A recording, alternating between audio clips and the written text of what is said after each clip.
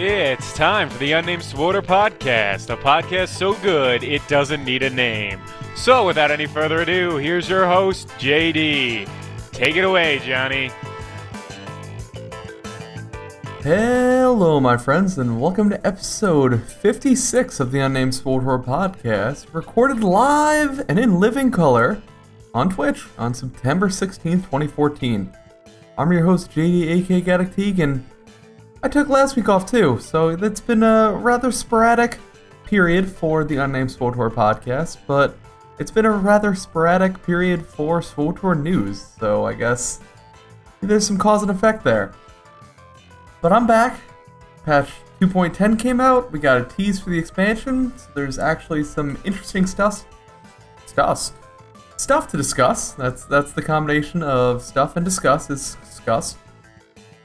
So I'm going to go ahead and do that in this week's episode of the Unnamed SWTOR Podcast. I hope I unmuted myself. That would be rather embarrassing. I did. Okay. Well, sometimes you get some hiccups when you do a live show after you have it for a while. But with all that being said, let's force leap right in.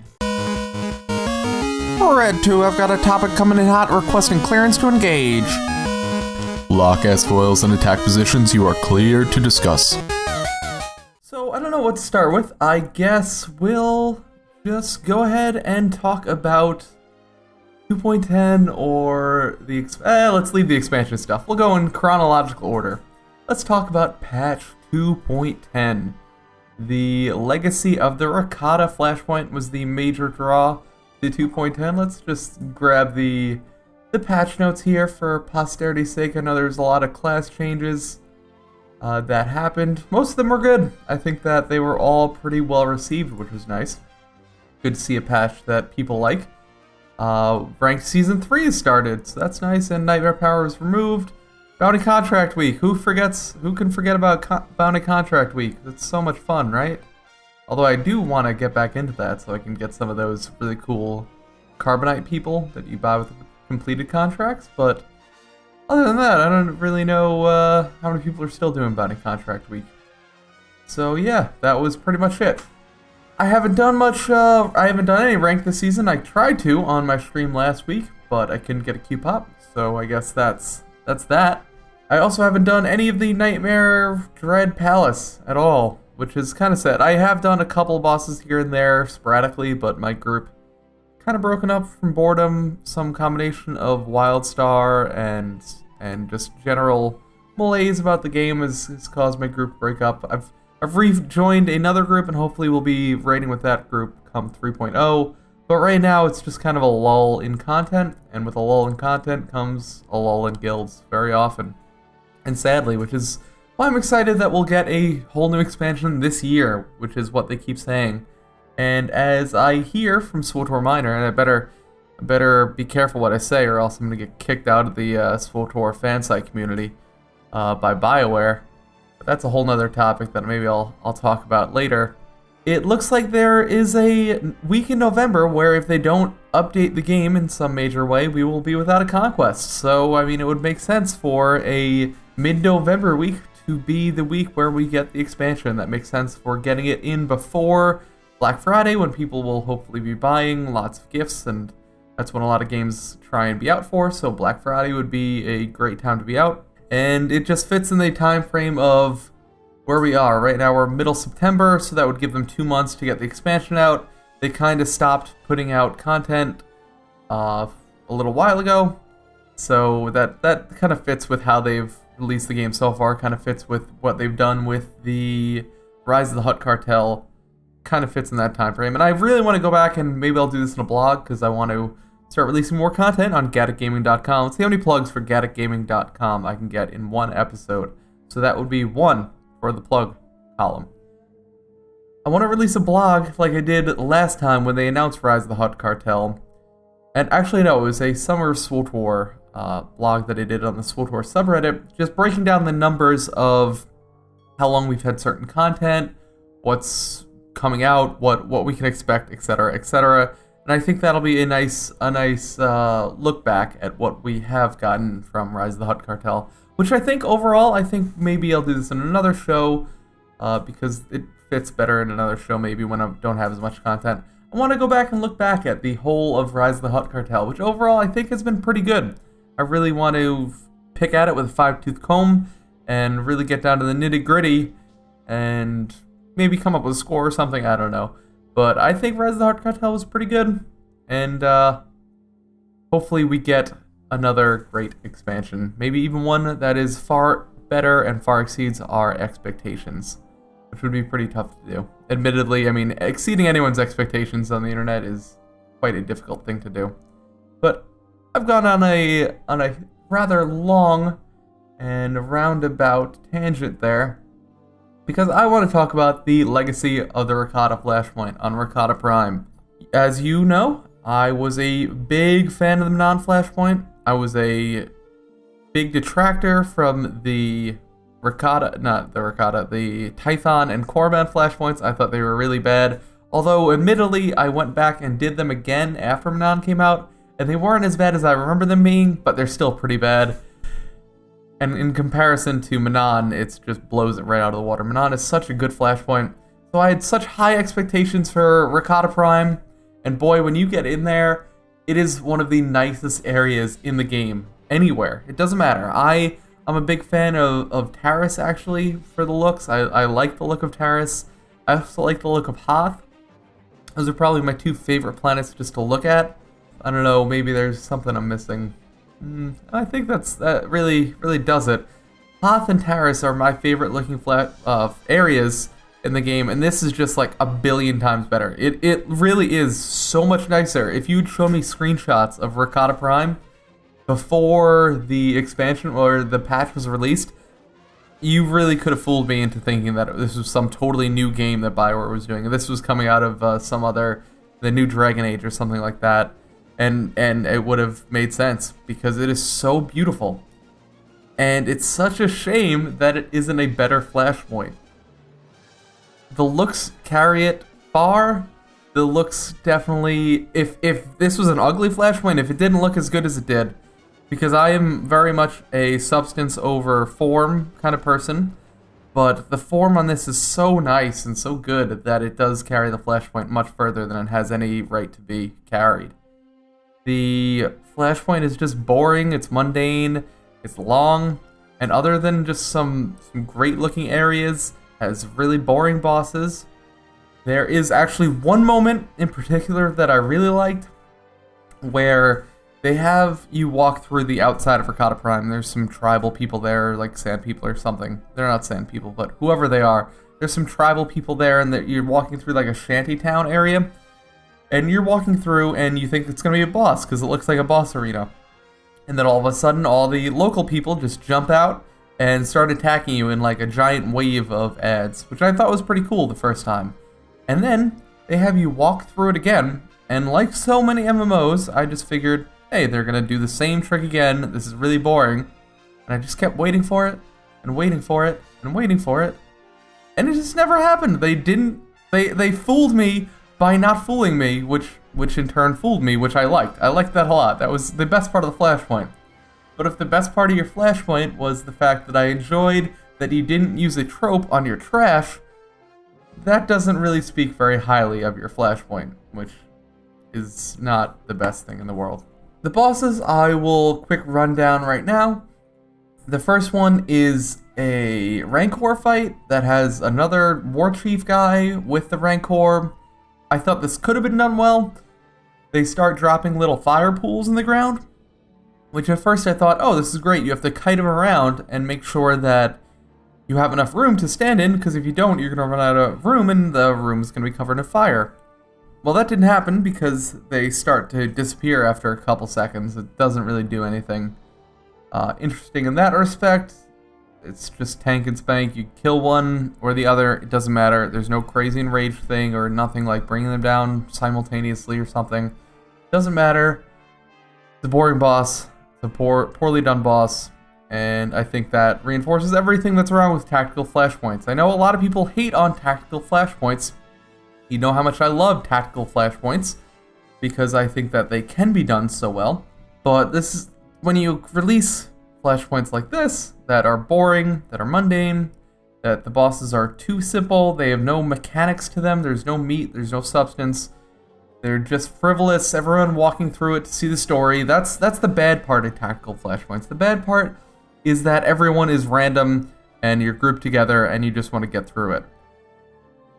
The good part of tactical flashpoints is that you can do cool things, and I feel like a broken record that I keep talking about this, but I think it's important because I feel like I'm one of the few voices out there that really supports tactical flashpoints and what they could be.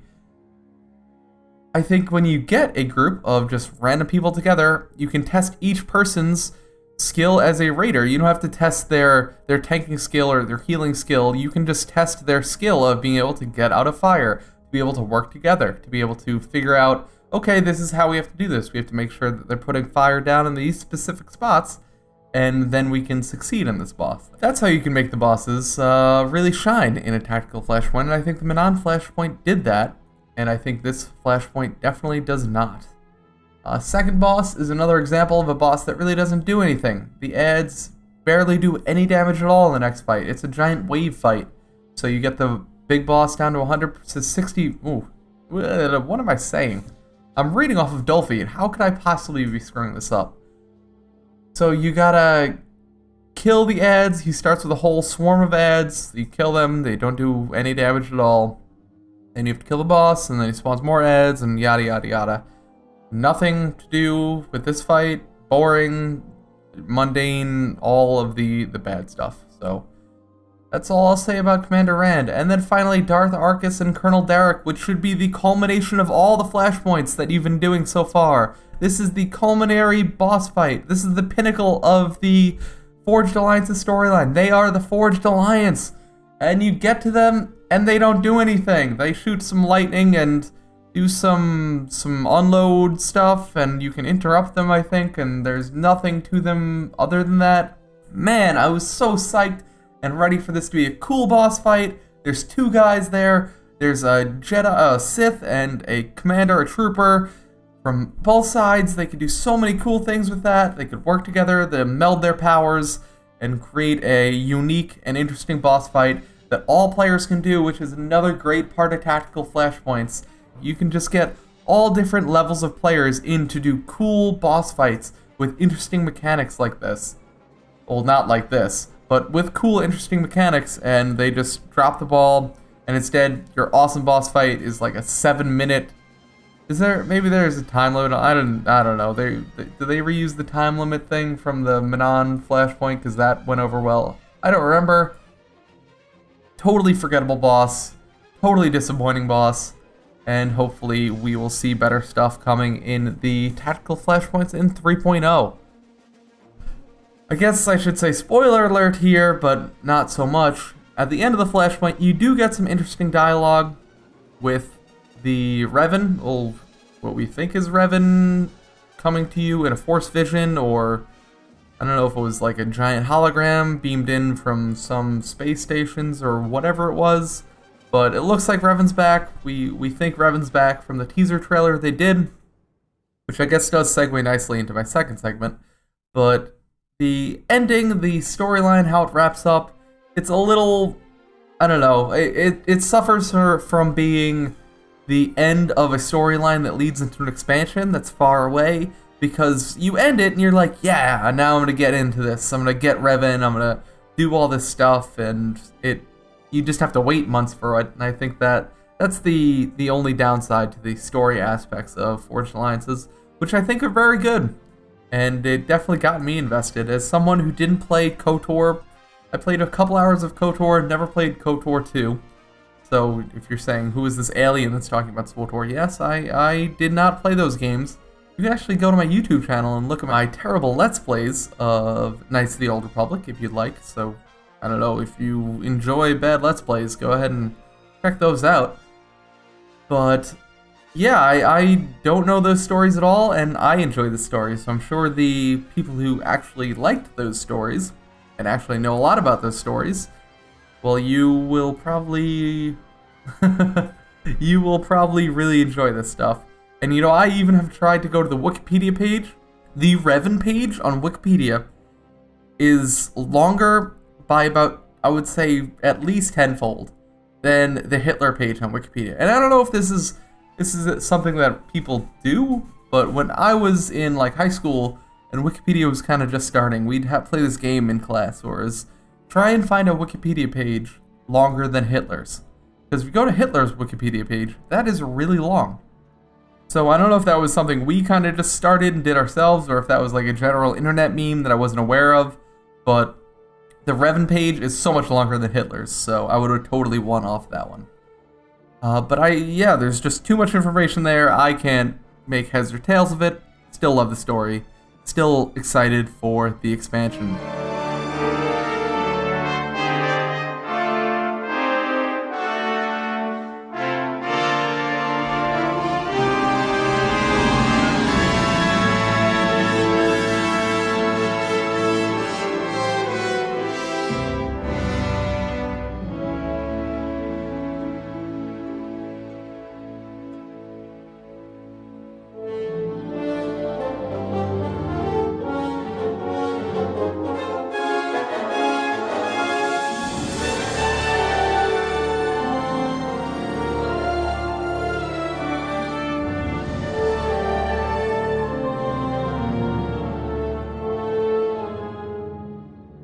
Alrighty, and for my second segment this week, I will be talking about the teaser trailer, A Deadly Force Returns, that was announced after BioWare's Twitch stream today, on Tuesday, September 16th, as I said in the beginning of the show. It was a rather short video, and by rather short, I mean it was 20 seconds of video and 20 seconds of just logos, BioWare logos, and flash screens, and not all that much else. Revan. That's pretty much the gist of the video. Revan, person in Revan's mask, Revan's lightsaber, Revan. You remember Revan? Revan's here. Revan's here. Revan, see, nobody cares. No, some people care. But I think that this trailer is a teaser trailer, and I personally am fine with this. I think players were expecting more. I was expecting more.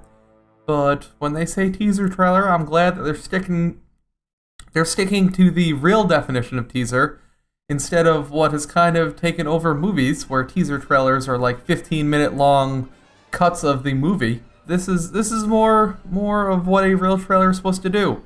It teases a little bit, it gets you excited, lets you know that there's stuff there, that they're thinking about the future. They said that we would have more information coming soon, so hopefully that is soon and not soon TM, BioWare's soon definition, but hopefully, or maybe they wait till the October Cantina when I see them and get all the inside scoops, and I can break some world first information on Twitter or whatever. I don't know, that's not gonna happen.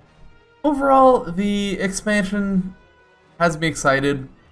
I think it's time to turn the page on the Dreadmasters, obviously. It's time to turn the page on this chapter of SWTOR. They've done a damn good job with their secondary expansions, with Galactic Starfighter, with the Galactic Strongholds. I think those are a lot to live up to.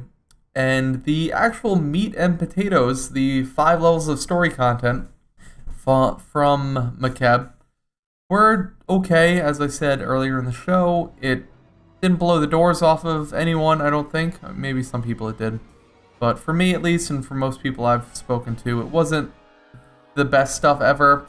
Maybe getting back to the lore of Revan and the more KOTOR-related stuff will bring people in. I know WoW kind of took a hit when they ran out of their gods to kill, I guess. Really, after the Lich King, I think that was a major turning point. Now they're killing Deathwing from like Warcraft 2, or they're rewriting their lore and going back in time. I think that there is definitely something to be said for using the lore, the existing lore that people like, and create an expansion around that. I like what they've done with the Dreadmasters. It feels like, I've talked about a long time ago, it felt like the Dreadmasters were never intended to be the major villain of the game. It doesn't make any sense for the main antagonist for the whole start of the game. So the beginning, the initial year and a half of the game, plus the major villain in the expansion to the game, to be first introduced in a small quest chain, a small planetary quest chain on one side of the game on a single planet that was cool. Admittedly, I remember that one. It does stick out of all the planetary quests. That's one that definitely sticks in my brain because it was interesting. And it made me want to find out what happened to them. But it does feel kind of tacked on that that's the main bad guy for 2 expansions. So I'm glad that we're getting back to something different. I like that they didn't hang and lean on the crutch of Revan so early. They did break him out in an early flashpoint. He's just kind of been hanging around doing whatever he's been doing. I'm sure we'll find out going forward. But I like that they did lean on that crutch. They did write some new lore. But I think it's time to go back to some old stuff. Hopefully it sways more towards real Star Wars kind of sci-fantasy, if that's a real word. I don't know if it is. Where it's not so much about the mystical aspects of the Force. I know that Revan, I'm sure, has some mysticism related to him. I know the Revanites are pretty mystical people, but hopefully there's more like Revan is the Emperor, and there's all this sci-fantasy stuff going on around him, and he's just the mystical being at the back end, where you don't see him for a little while. And I don't think we will see him for a little while. I think we'll see maybe cutscenes and what he's done, but obviously he'll probably be the final bad guy in the final operation when they finally decide they want to end that storyline for good, TM. And then they'll bring out Malgus and the Emperor and the Shroud and all that stuff that we thought might be this expansion. So what do I want to see from the expansion? Obviously, I want to see more story content. I think everyone and their mother has talked about how they'd like to see more story content. I would like to see it more varied. More story content that is tailored towards your class, where you're doing more smuggling, you're doing more agent stuff, you're doing more Jedi Knight stuff versus Sith assassin stuff. You're doing different things from different sides of the fight, from different classes, so it isn't specially tailored story content, but I do like their Avengers analogy, where everyone kind of gets their own movie, and that's the class story up to 50, and then they tag team together.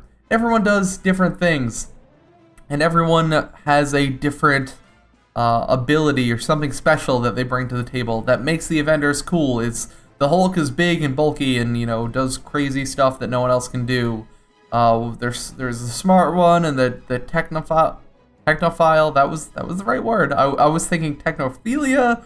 Someone who, yeah. Let's just not talk about that. So I definitely want to see that, like everyone else.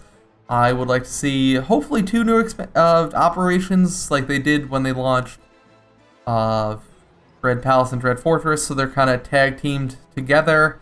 I like that. I like having variety. I like being able to say, okay, let's go in, do the first 2 bosses here, bang out maybe the first boss here, because it's easier, go back and forth, back and forth. I like that aspect. I like that they can do maybe 2 different themes with it as well. I think that a lot of the problems with Dread Fortress and no, not a lot of the problems, but a problem with the Dread Fortress and Dread Palace was the fact that they looked the same. All the bosses had a similar feel. It was a little bit more claustrophobic in Dread Palace and Dread Fortress, a little bit more open, but the same like red on black color palette, the same generic looking bad guys and enemies. It kind of all bled together, and I think that they could and should in the future, if they're going to release 2 operations together, it should be in varied locations with varied enemy types and different things going on in each. I would obviously like to see new war zones. We haven't seen a new war zone in forever. Let's get a new Huttball map and a new war zone in there. I know that they just released an old Huttball map, but I think it's time for the PvPers, just the reg players, because the reg players are by far the most abundant players, I would say, in the game. I think more players play regular PvP than any other activity in the game, except for maybe doing just like dailies and stuff, maybe. I don't even know if that's true. But from where I'm looking at it, it's time for us to get another PvP Warzone map. So let's get a new arena, because I'm sure those are easy, right? You just bang those out. Get a new arena in there. Let's get a new Warzone game type, and let's get a new Huttball map in there, because I'm dreaming big. I would also like to see them expand on Galactic Starfighter. Let's get that stealth fighter in there. Let's break up the meta. The meta has kind of stagnated. I don't play Starfighter as much, but I know from people who do play a lot of Starfighter, it's kind of broken down into like Battle of Gunships, which is pretty boring in my opinion. So maybe the stealth fighter is the perfect ship to get in there, to break up that meta, to make the gunships pay for just sitting there, just looking at, whoa, where is everybody? Oh, they're right behind me, I'm dead. Boom, that's what we need in Starfighter, I believe. So let's see that added in there. What I hope they don't do is further go all in on strongholds. I think that they don't need to add a new Corellia stronghold. They don't need to add new Terra stronghold, or wherever they want to add a stronghold. We don't need one. Just build on what we have now. Add new decorations. That's where they should build in Galactic Strongholds. Let's get new decorations in there. Cool new looking stuff. Let's get everything that they put and use in different areas of the expansion. Let's get that to be able to be put into the stronghold.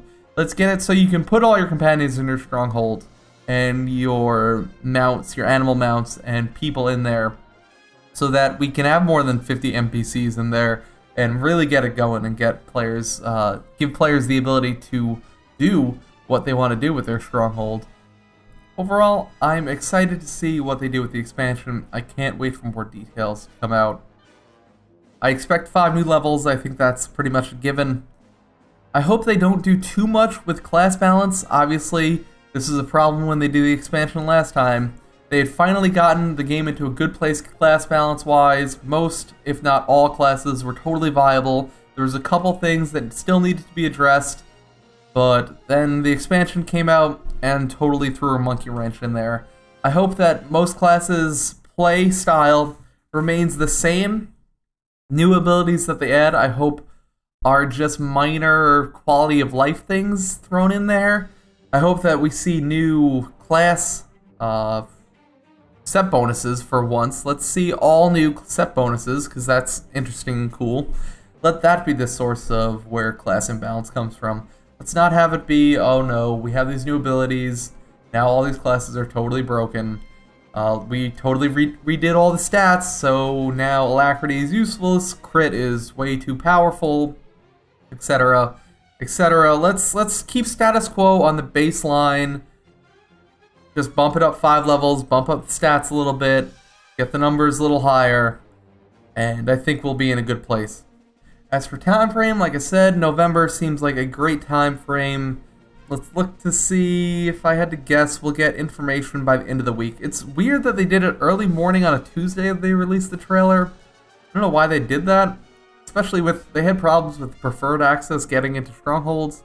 Seems a little weird to me that they did the stream at the same time as they had some stuff going on in the back end. That just doesn't look right. Doesn't pass the eye test or the smell test, in my opinion. So it's rather odd, but I would guess by the end of this week, if not the end of next week, we'll have some concrete information on probably date, pre-order, bonuses. That's probably all we'll get. Maybe if they have a new Warzone or something, they'll show us a picture of that. But I think it'll mostly be, hey, if you pre-order by this date, or are a subscriber by this date, this is going to be a paid expansion, by the way. They've said that a couple times, so if you're expecting another free expansion, that's not going to happen. But I do expect there to be pre-order bonuses. Hey, if you get in by this date, we'll give you all this stuff. You'll get 5 days early access, etc., etc. So I think that's it. I think this is the end of the content. I think we'll see the Rat Ghoul Plague coming for Halloween. I think SWTOR Miner already talked about that.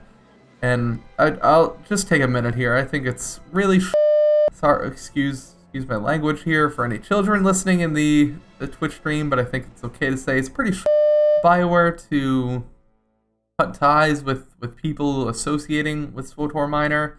I know they kind of have to do it, but I mean, if you look at WoW, MMO Champion's been around for a long time. It hasn't killed the game. It hasn't done anything negative to the game. SWTOR Miner is harmless. If you don't want certain things getting out there, don't put them into the game. How about that? Because him getting the models for different mounts or things like that beforehand, there's nothing wrong with that. There's nothing malicious about that. him going in and finding out, exploits, I guess that could be a bad thing. But if he's not doing anything with them, then I don't see the problem with that. How about we get better cracking down on exploits? Because I think a lot of these are BioWare issues. I know that they can't have certain people, or it's bad for them to have the major fan sites or the major podcasts out there prancing around this person who is basically an outlaw. So I understand that. I wish there was some other way. I don't know if there is, but whatever. It is what it is. If you don't know what I'm talking about, go look at SWTOR Miner's Twitter account. There was a big discussion yesterday, which is Monday right now, about it. So go check it out. But yeah, that's all I have to say about that. So expansion talk. I'm excited. We need some big content. There's definitely, like I talked about at the beginning of the show, a general malaise in the community right now. I think people are happy with Conquest. I think if we didn't have Conquest, the game would be in a really bad spot right now. I think Conquests were amazing. They hit just at the right time when we needed them. So I'm excited that is there.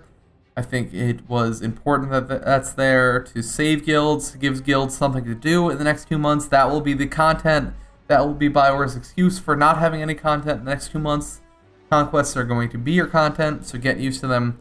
And then when we do get the expansion, I'm excited to have a lot of stuff to do all at once. So hopefully we get all the stuff we want and more, and it surpasses our wildest dreams.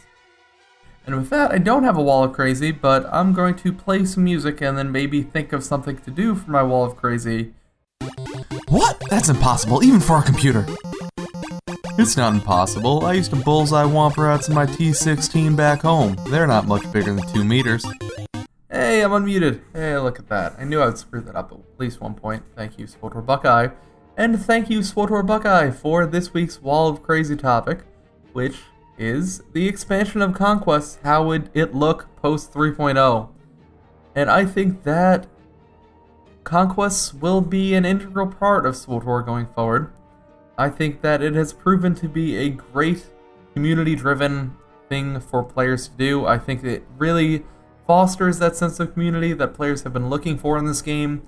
I think if Conquest was in the game at launch, it would have felt a lot bigger. It would have felt a lot more community-driven. I think it would have hooked a lot more players in. And I think in future, it will keep a lot of players invested in the game for longer than maybe they would have been beforehand, because it gives all players that sense of community, that sense of working towards a greater goal. And it's great because it can be done by players who don't necessarily have other ways to get that sense, to get that feeling. The players that can't jump into operations, that maybe don't have the time, don't have the skill, players who don't like doing war zones because it's hostile, or don't like doing war zones because they don't know what to do, or don't like war zones. Some players don't like PvP at all.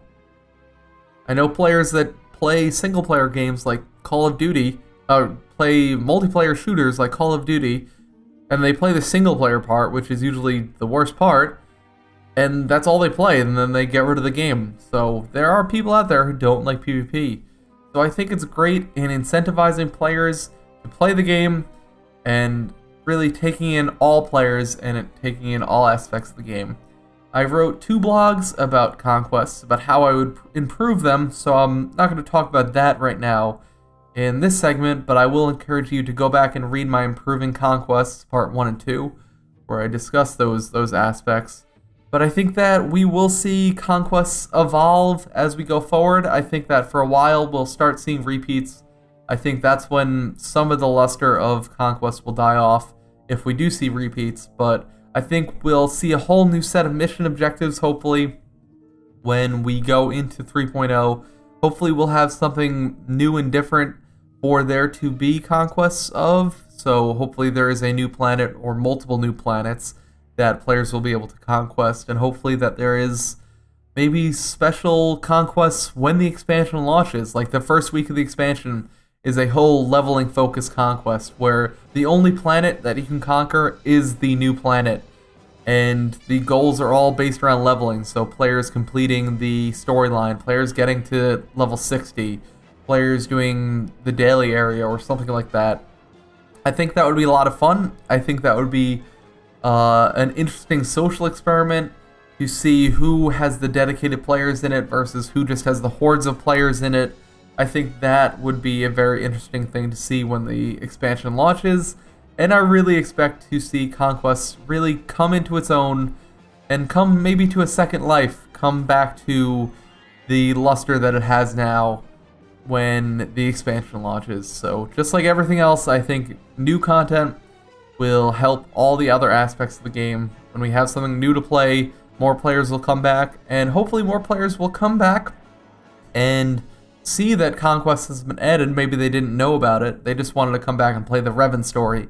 And they see Conquest, they see their guild working together, they see old friends, and I think that will be a great part for the game. I think right now, SWTOR as I see it is in a better place than it was maybe a couple months ago. I think that it's kind of odd that it's like that. I think that when the summer of SWTOR started, there was kind of a lull in content. There was this malaise starting. I think players were unhappy with not getting any new content for a long time. So I think they kind of dipped there, interest dipped. But I think it's come back, and usually that is reserved for a new expansion or a major new patch. But that really hasn't happened, and I think Conquest really has brought that interest in the game back, and I think that going forward, it'll only get better. It'll only serve to drag more players back into the game, and more players is good for everyone. So I'm really happy for Conquest, and I'm really happy and really excited to see where they go in 3.0. So thank you, SWTOR Buckeye, for the Wall of Crazy topic. And that will do it for this week's show. As always, if you'd like to contact me, you can send your questions, comments, concerns to gaddockteague@gaddockgaming.com, or you can tweet them to @gteague on Twitter. Make sure to subscribe on iTunes or whatever other podcast app that you use to get your weekly podcast updates. And if you're new to the game or thinking of resubscribing, I provided my Refer a Friend link in the show notes. So if you'd like a little added incentive to come back, feel free to use it so you can get in and do some conquests with your friends. And then you can also check out my website, gaddockgaming.com. As I just said, I highly recommend you check out my blogs on the conquests and improving conquests, especially the one on guild size. I think that one was a really good one. But I think they're all really good ones because I wrote them, so I guess I'm a little biased. I hope you enjoyed this episode of the Unnamed SWTOR Podcast. This is JD, signing off as I find my outro music. There it is.